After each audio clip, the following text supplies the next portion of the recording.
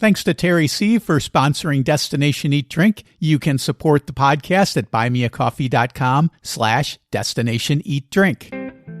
Destination Eat Drink. How can we make a fine chocolate bar in the island? And of course, we live in the tropics. Chocolate in the tropics is like, oh my God, it's going to melt. But somehow he managed to come with a bar that was exceptional. Traveling the world to bring you delicious dishes, tasty beverages, and interesting experiences. This is the Destination Eat Drink podcast on the Radio Misfits Podcast Network. I'm Brent Peterson. Welcome to Destination Eat Drink, the travel podcast for foodies, because the best part of any vacation is what you eat. And this week, it's the amazing story of chocolate in Grenada with Magdalena Fielden.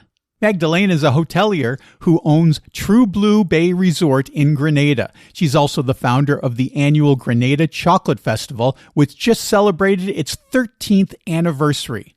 Magdalena shares the incredible story about how cacao growing in Grenada was rescued by one man and converted from a colonial model of farmer exploitation to an economic engine for the island, making world-class, sustainable, and ethical chocolate bars that are acknowledged worldwide for their quality.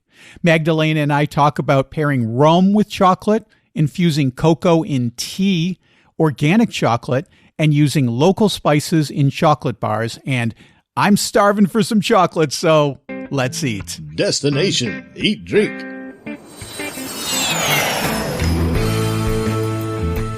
Magdalena Fielden from the Grenada Chocolate Festival and True Blue Bay Resort. Welcome to Destination Eat Drink. It's great to talk to you. It's great to meet you. I'm looking forward to talking about your wonderful country and its chocolate industry.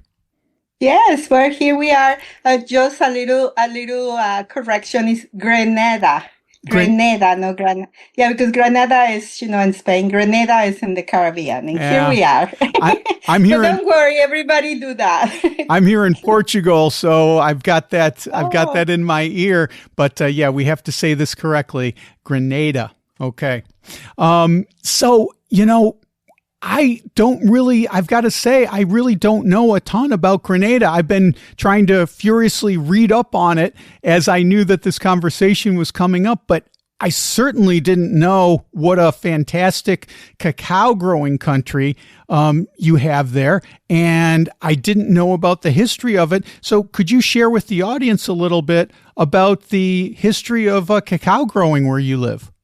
Yes, well, Grenada, it was in the 1700s, well, from the 1500s was British, French, and they say that the French were the ones that brought the cacao to the island, and they start cultivating it from the 1700s. And at one point, Grenada in the middle of the 1700s was the biggest producer of cacao. And it was all exported to Europe.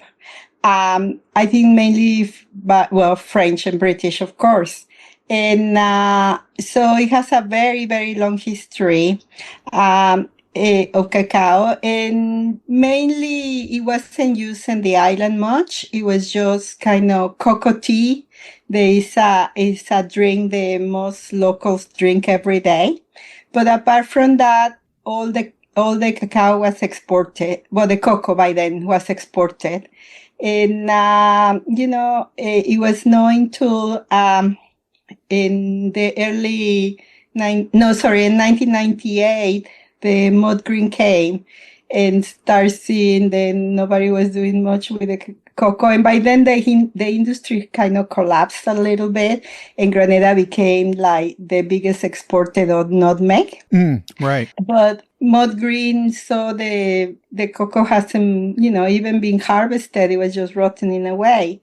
And Mud Green was this guy from the U.S. that was just looking for something to do in the world and happened to come here. And somebody let him live in a little bamboo hut in the plantation, in the cocoa plantation. And he he was just observing and decided why nobody's picking up these fruits, so why they just rotting in the ground. So he started investigating and decided, well, maybe this is the way to start making some ethical chocolate here.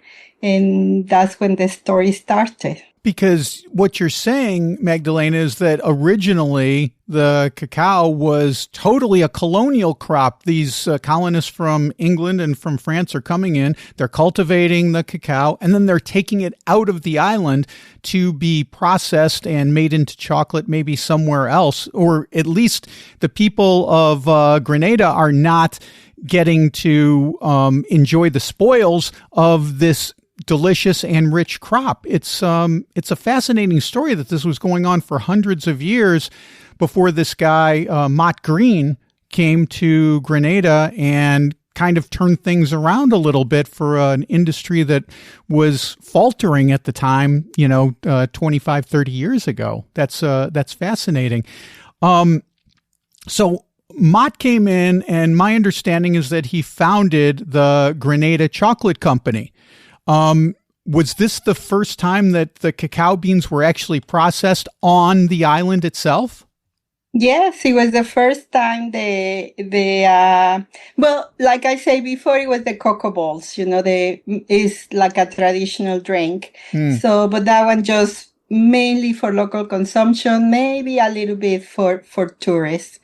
But when Mott came, he decided try to investigate how can we make a fine chocolate bar in the island. And of course, we live in the tropics. Chocolate in the tropics is like, oh my God, it's going to melt.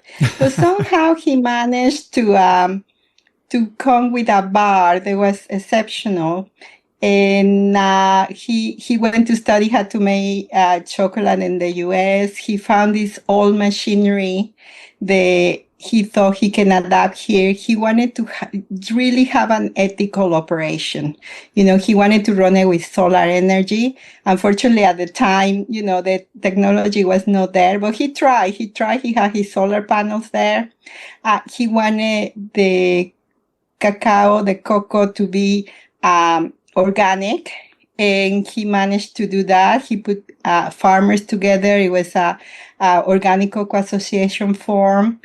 And then, he started trying to make the chocolate bars. And the village where he was trying to do all this is Hermitage. And truly, almost the whole village was involved in doing this. And also he had the vision of keep the value added in the island, because all this fine cocoa sent to other countries and sell as chocolate bonbons for very, very expensive price. And the farmers here were getting really very little money. So all of that, of course, took a little bit of time, but he became very successful. He also wanted to send the chocolate around the world carbon neutral.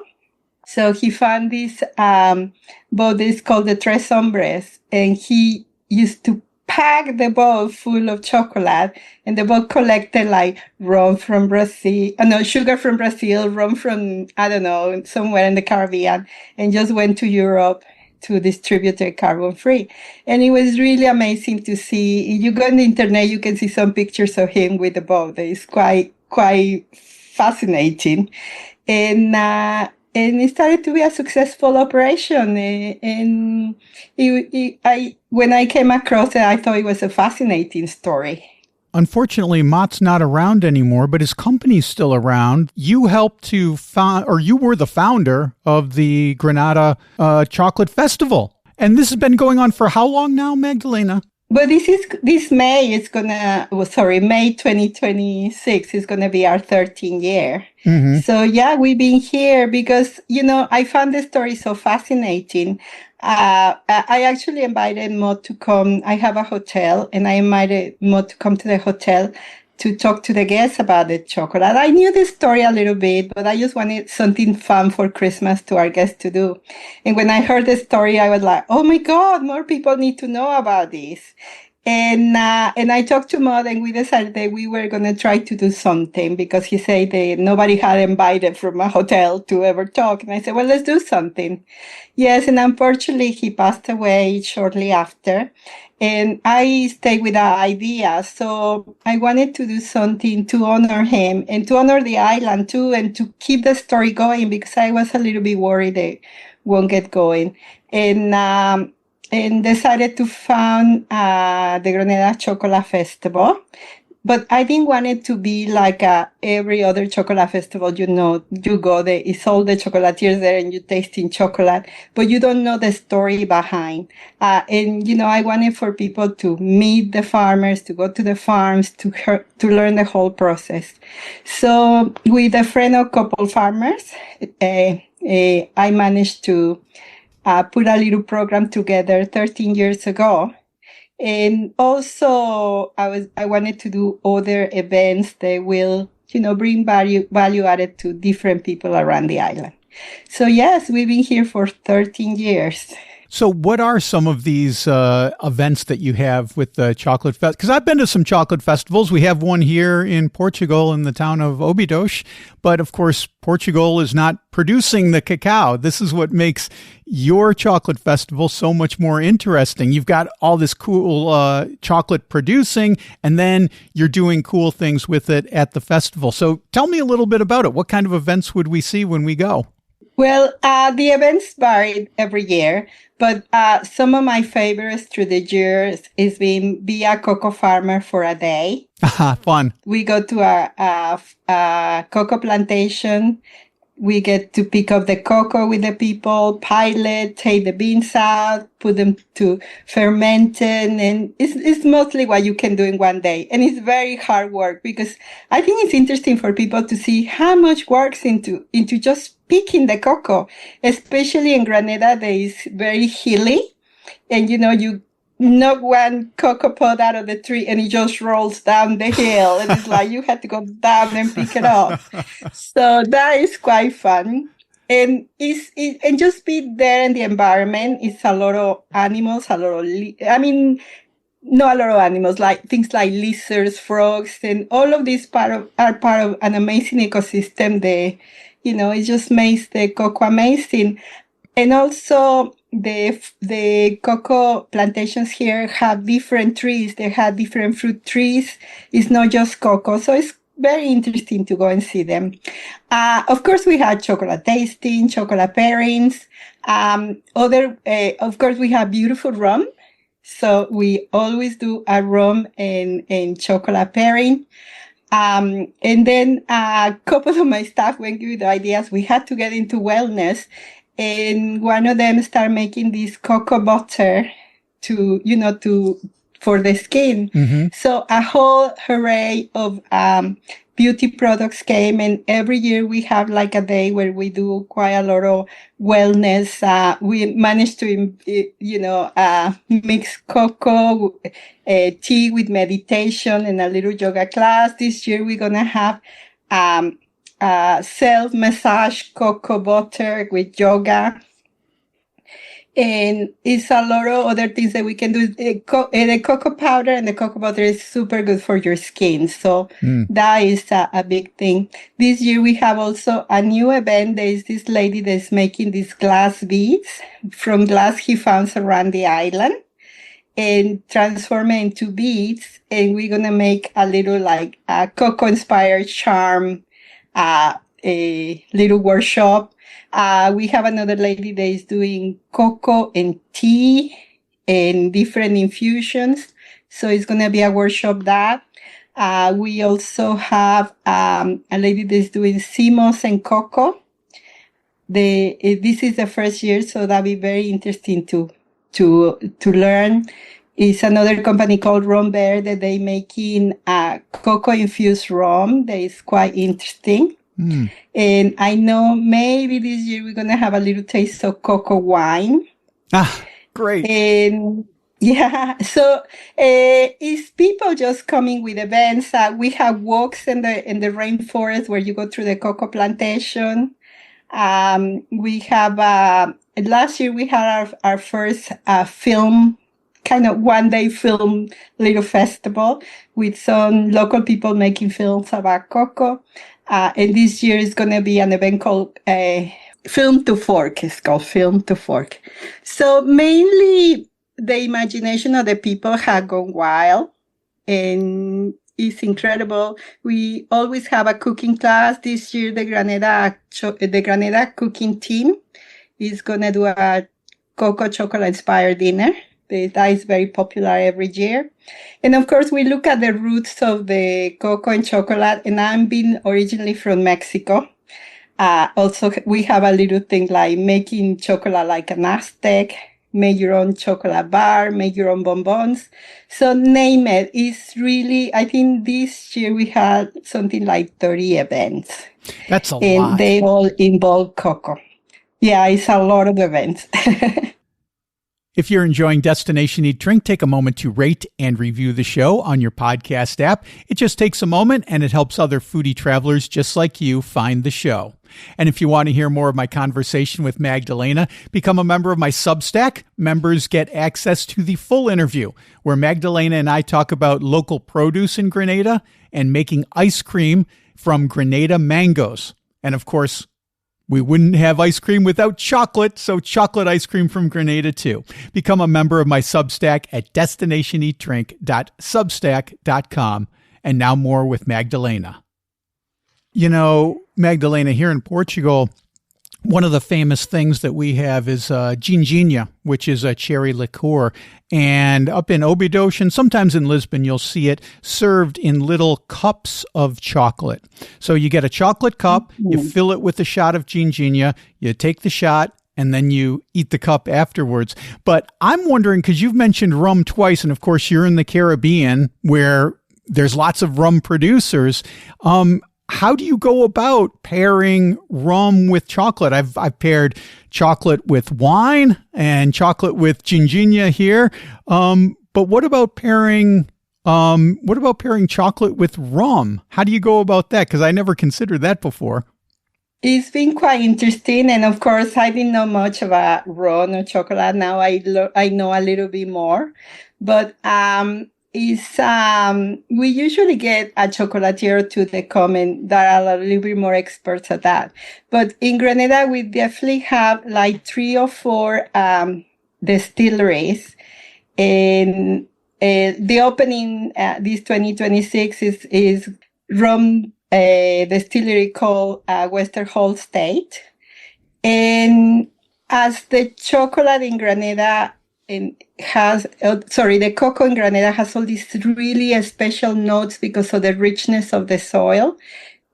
The rum is exactly the same. You know, it has beautiful tones. So it really is very easy to pair. And we have paired, of course, with different chocolates from the island, but we have paired also with cacao. And we have paired with other dishes that sometimes have a little bit of cocoa chocolate.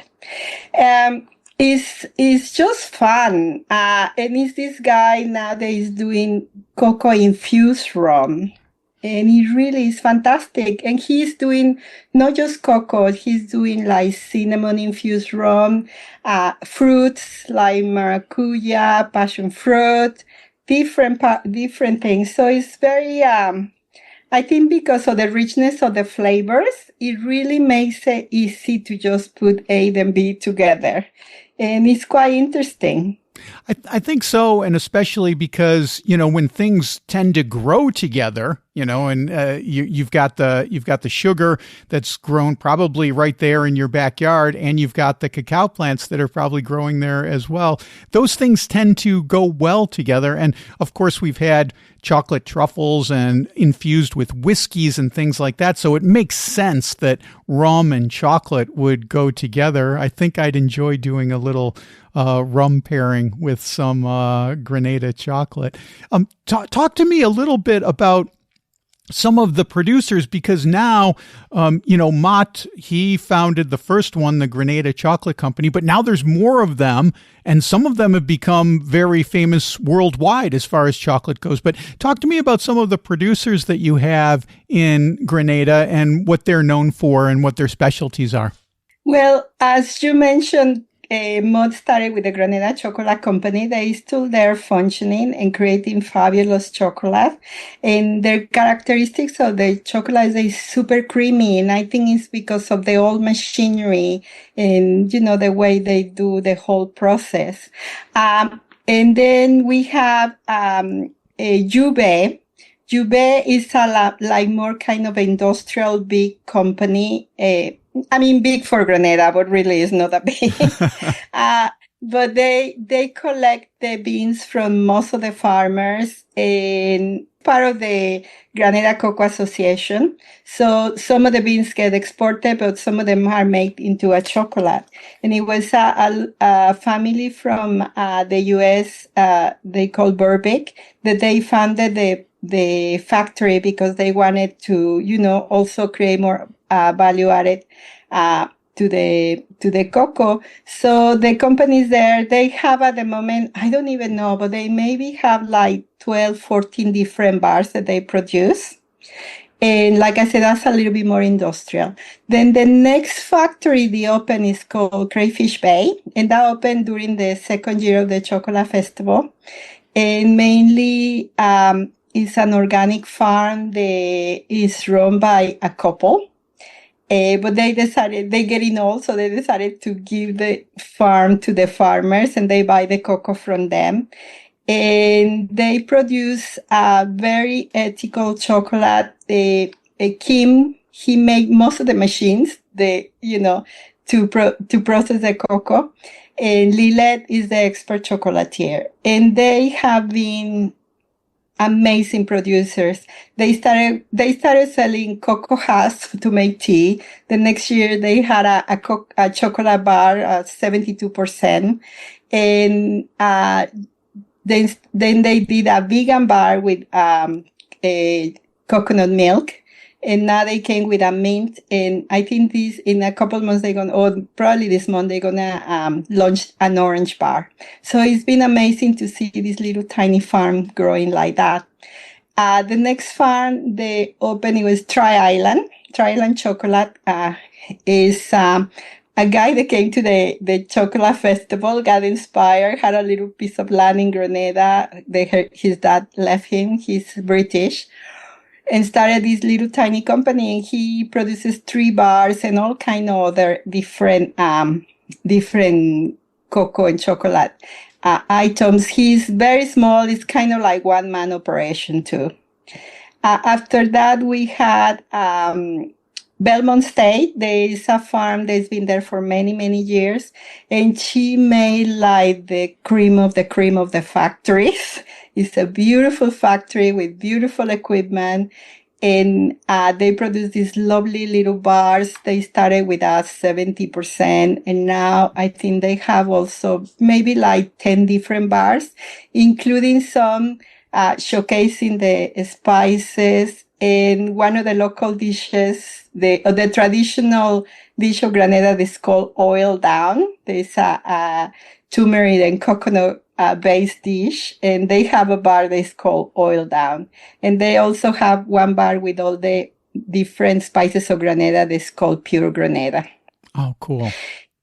And so I lost count now. Then we had a couple small companies. We have a guy that's called Taste the Spice. They also started one bar, and now he has, I think, 3 or 4 bars. We have another guy that just started a business too. So in total, I think we have now 7 factories for a tiny island of 110 people living in, but they consume chocolate like crazy. You mentioned Belmont Estate. And that they're using nutmeg from the island in their bars. Is it common to use those spices from Grenada in the chocolate that's produced there? Yes. They have a nutmeg bar, and I think they have also a turmeric bar and a ginger bar. And also Juve has a ginger. That is one of the most popular ones. It has a nutmeg. And then other people, make like the same bar all the time, but they've made limited editions of different spices and fruits too. I seen bars with plantain. I seen bars with some of the flowers from the island. With some of the nuts from the island, we have these tiny little almonds. They are absolutely delicious. They're very rare, but they take amazing in chocolate. And also the cocoa nibs. A lot of people are making different varieties of cocoa nibs, plain or caramelized, or some with nutmeg and spices. So yeah, the imagination has been running wild for a while. There's lots more food and travel at destinationeatdrink.com. I just posted a story about the famous chickpea pancake from Nice called Soca. This delicious treat is everywhere in Nice, and I tell you the best places to try it, including one where it's delivered by bicycle. And speaking of Nice, you can get my brand new food and travel guide to Nice, France at buymeacoffee.com/destinationeatdrink. I share everything you have to eat and drink there. There's the Soca, of course, but also salad niçoise, torte blette, and much, much more. Download your copy at buymeacoffee.com/destinationeatdrink.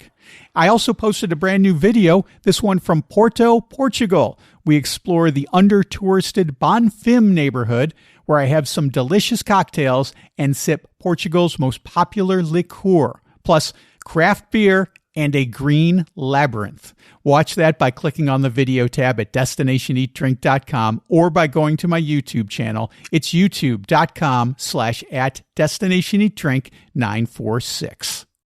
So this whole idea, this whole industry that's popped up, when you start getting into chocolate and you start buying bars and you start going into specialty shops, you'll see this term floated around, where people are saying fair trade chocolate. But to me, what you guys are doing in Grenada goes far beyond that fair trade, which is giving a fair price to the farmers. And this is creating a whole almost economy, a whole ecosystem of actually having the plantations, growing the trees, harvesting them, fermenting the beans, processing them, and then creating the chocolate that is true to the island itself. So you've got fair trade. This is something beyond fair trade, I think, Magdalena. Would you agree with that?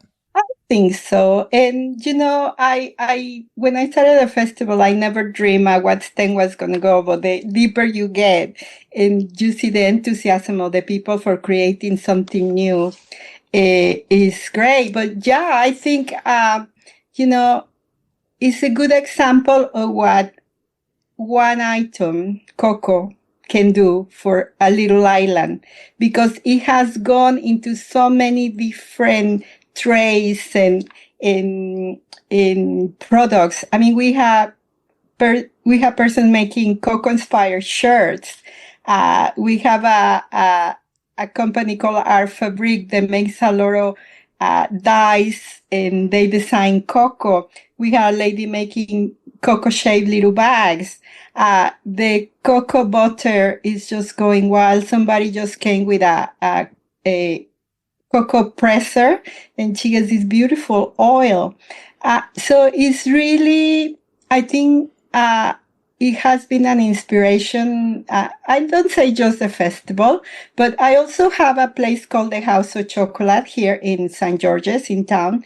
There is a little mini museum, because I thought, we have the chocolate festival once a year, but what happened the rest of the year? How people know about the industry?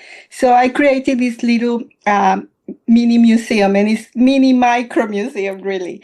It's called the House of Chocolate, but we did little quick workshops, with people, 10-15 minutes, and people learn more about how the cocoa is cultivated, how the chocolate is made. They get to try different things.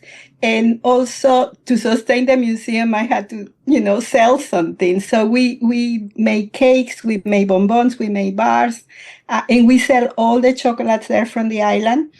And it's amazing how really once a week somebody comes with a new product. Earrings. Oh, I should wear some, some of my cocoa earrings. People can't see this, jewelry. But you've got your earrings that look like the cacao pods. Well, I have some others that look a little bit more like this, but it's somebody making these beautiful earrings, pins, little coasters with cocoa. One of my staff just came with this beautiful cocoa butter for the skin. It smells so delicious. So like I say, really, maybe not once a week, but a couple times a month, somebody come with a new product. And it's just so nice to see when I came to Grenada, it was spices, spices, spices, and you didn't hear about anything else. And now it's a lot of cocoa and a lot of chocolate and a lot of cacao. And it has transformed in many ways, the art, the economy in a way. Yeah.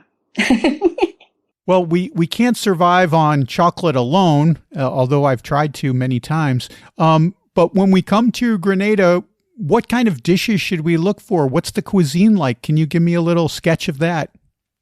Sure, yes. Most of the dishes in Grenada are prepared, of course, with local ingredients. We have beautiful fish. Fresh fish is one of the best things that the island has, lobster. And then the traditional dish of Grenada is called oil down. And it's an old dish that I think it came from the time of the plantations. And mainly people just, in those big pots where they used to ferment the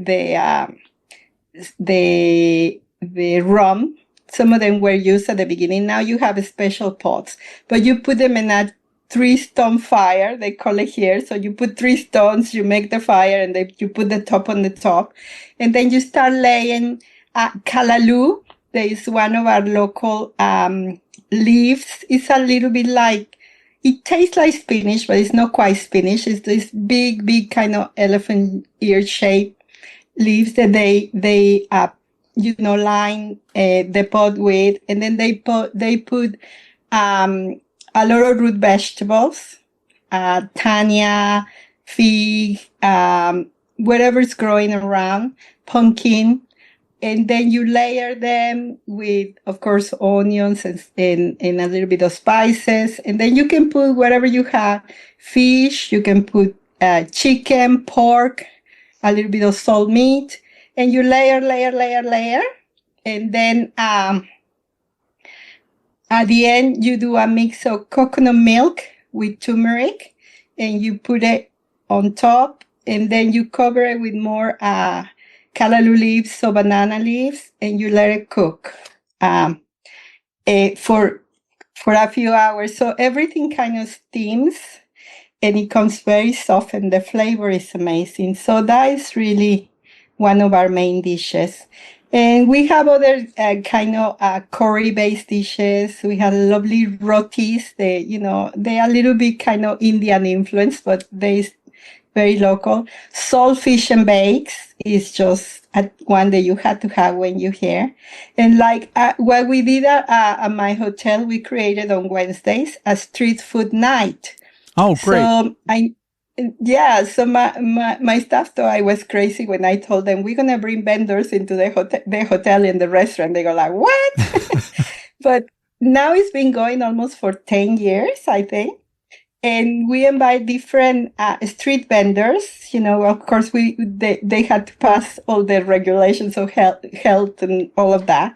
But we had different stands, and people can come and taste all the dishes from Grenada, like crab, oxtail, curry goat. And it's just a delicious night.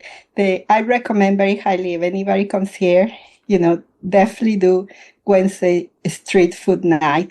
But also we have like a street called Wall Street, because it has 2 banks, it's Wall Street. And at night, that area is where you go also for street food. And it's all kinds of trucks selling all the different things of Grenada. Barbecue, chicken barbecue is definitely probably at the top of the list. And it's delicious. What if I want to go for a sit-down meal, Magdalena? Where would you suggest I go in Grenada? Well, we had beautiful restaurants. Of course, I had to recommend mine, Dodgy Dog. Sure, of course. is by the waterfront, and we do a little bit of local and international, and of course a little Mexican, but it's also other beautiful restaurants like Aquarium. They is by a beautiful beach, and their dishes are lovely. Sales restaurant. There are a couple little restaurants like at the vendors market that they have, like rotis and curries and saltfish and bakes and all kinds of things. But it is quite a lot of restaurants to select with. A lot of them are in the hotels, and it's always a few new ones. And now it has come a little bit of a fusion too, because other restaurants are appearing. It has become a little bit more international. So you can find sushi, you can have lovely bakeries, you can find Italian restaurants. But my favorites are Savi's too. There's by the water, by the beach. So you can go there and just have a lunch and go for a beautiful swimming. Granada's beach is just a beautiful white sand beach. It's also another restaurant. It's called Sambar. There's just by the beach. My favorite ones are mainly by the beach, and it's plenty of them. And Sales restaurant is in town, and it's just by the fort, and it has the most beautiful view and also lovely local food. So it's plenty to choose from. Well, Magdalena Fielden from True Blue Bay Resort and from the Grenada Chocolate Festival, thank you so much for being on Destination Eat Drink. This has been a fun conversation, but it's also been very enlightening for me, learning so much about the cacao and the chocolate industry on your little island that has really blossomed into something special and internationally recognized. So I appreciate you coming on the podcast today, and thank you for sharing with us. Yeah, well, thank you very much for having it. And I really would love to invite people to come to Grenada. It's a beautiful, quiet island with some of the charmest and happiest people around the world. Beautiful beaches, beautiful scenery, great food, and you find a happy face every step of the way. Okay, there you go. That's Magdalena Fielden. I just love her curiosity that led her to Grenada Chocolate. You can find out more at grenadachocolatefest.gd. And her hotel, True Blue Bay Resort, is at truebluebay.com. Well, that's it for this week. Next week, we are in Barcelona for Toothpick Tapas, Artisan Vermouth, and Barcelona's unique city design. Subscribe to Destination Eat Drink so you don't miss that. Destination Eat Drink is distributed by the Radio Misfits Podcast Network and Ed Silla. Thanks, Ed. I'm Brent Peterson, and I'll see you down the road. Join us next week for another culinary adventure on Destination Eat Drink, a presentation of the Radio Misfits Podcast Network.